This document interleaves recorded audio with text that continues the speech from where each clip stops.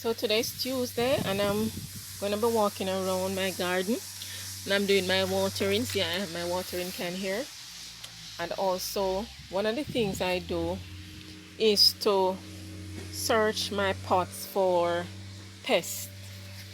And you probably are familiar with some of these pests. Um, so when I'm watering with my water can, instead of a hose, it gives me an opportunity to search my pots to see if there are anything like snails or slugs or anything that will eat up my plants. And especially when you see plants that don't have leaves that are healthy, you have to look at those possibilities. So all right, so I'm looking in this pot here and I'm seeing it's like a snail. I don't know if you can see it right here.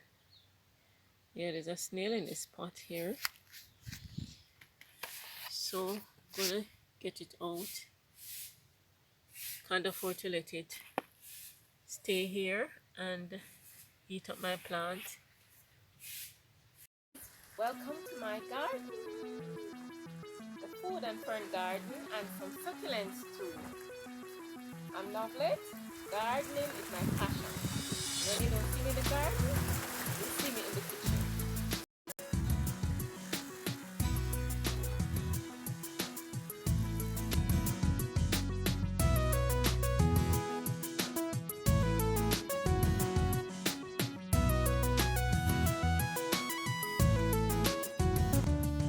So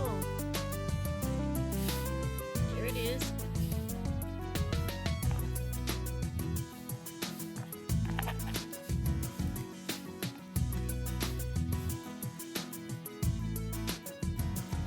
See it?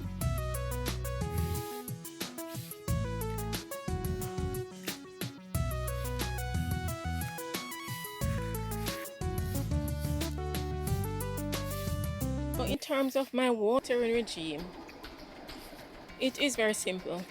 I like a simple life, so I try to do things very simple. So what I'll do, I'll check my plants, especially the ones that I know I cannot afford to overwater. I will check them, the soil. So I feel the soil. This one is very hard, so I know that this one needs watering. So before I water, I would check. Sometime when I'm going through, I will also see a leaf looking droopy like this one.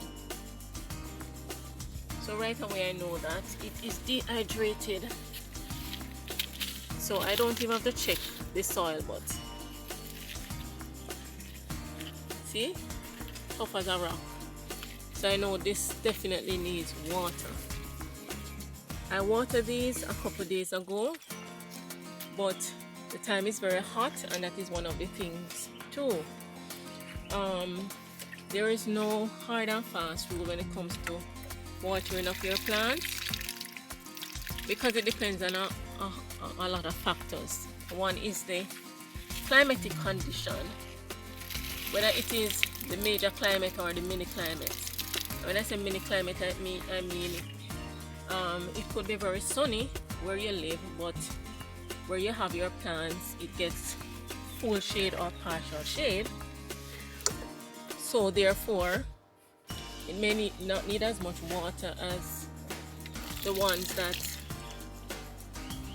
that gets full sun, or don't need to be watered as often as the ones that get full sun.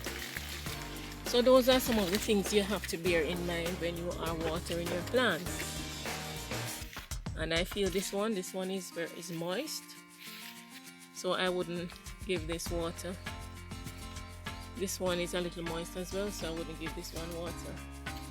So this is one of the ways you can decide what to water and what not to water. There are some plants that you definitely can't afford to overwater, like your succulents and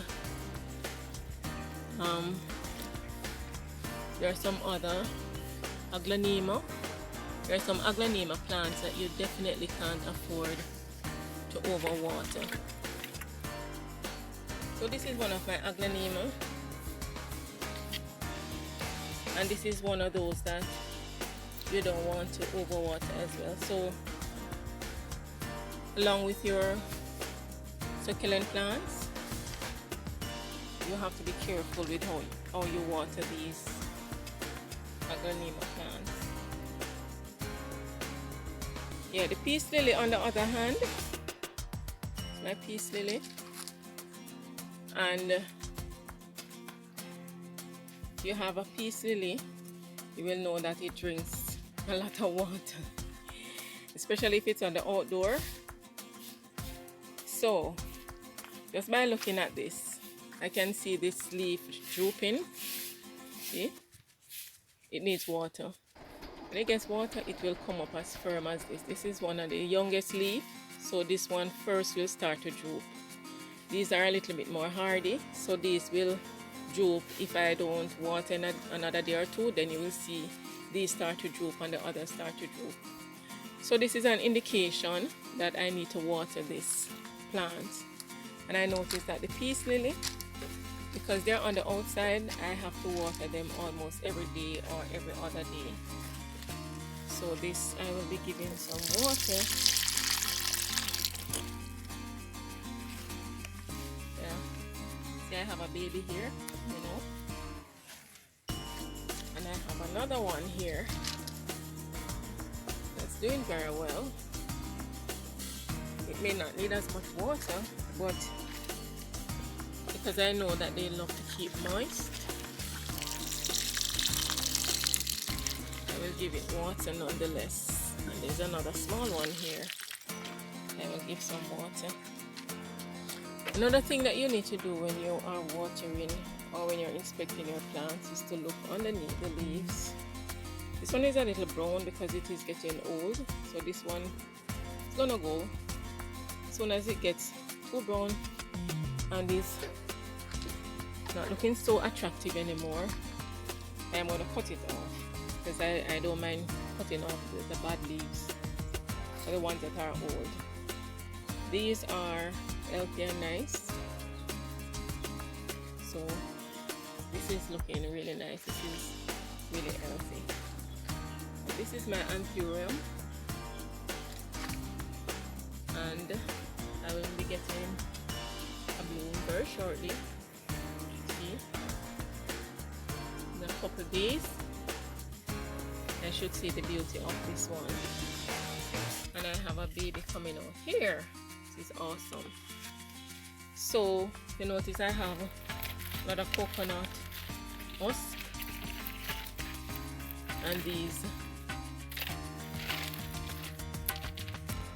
help to keep moisture in and helps with drainage at the same time. So I don't use a lot of soil. In fact, I hardly use soil in these plants. You can pick up these at any of your farm store. They're used mainly for bromelias and some kind of orchids and these type of plants that requires good drainage and doesn't necessarily need a lot of soil. So I water this like twice per week, because it doesn't need to be watered regularly. That's the anthurium.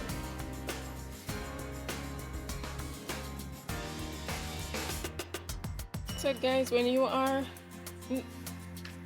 you're watering or when you're just walking around and inspecting your plants, it's always good to look underneath the leaves to make sure that the leaves are okay.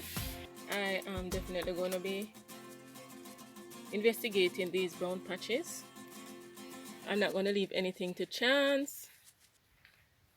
So I'm glad I did this inspection this morning, and that is why I was saying to you that it's always good to inspect the bottom of your plants, because if you notice, top of the plants, they are looking pretty healthy. But when I turn over the leaf, I'm seeing this brown. So it's something I'm going to have to investigate. I also noticed that my peperomia here, they're looking a little droopy. You notice? They're looking a little droopy. If you look at this one looks like it's healthy. It's has food, it has water, and it's really, really sparkling and looking nice. So when I tested the soil, I realized that these need watering, and that is why they're looking like this. So it's time to water these.